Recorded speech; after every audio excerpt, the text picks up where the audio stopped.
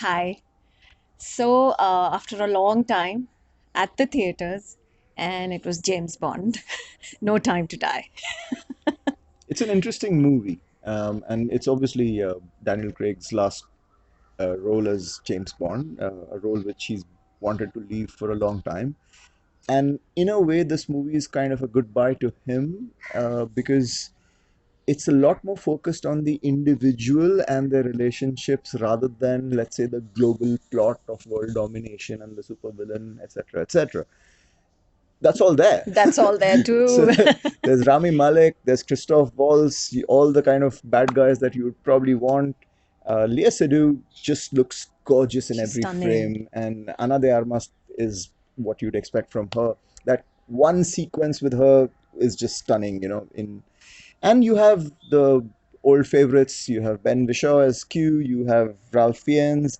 You continue to have Noam Harris, and then you have Lashana, Miss Lashana, who's also the double O. Right. And then there's the personal aspect, and then there's that world plot, and the movie kind of keeps flitting between the two. Yeah. And what did you think? I thoroughly enjoyed it. It did get a bit sort of, I wouldn't say confusing. I couldn't grasp at that point, but then it got clearer as we went along. And I loved the experience.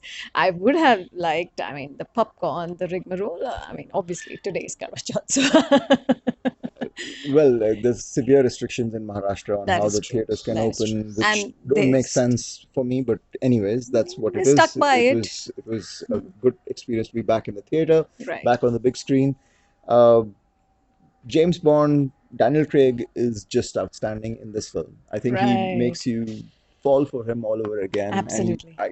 I can't believe it's been that long. Casino Royale just seems a Yeah. couple of years ago, and And made me all emotional towards the end. Yes. um, it's slow.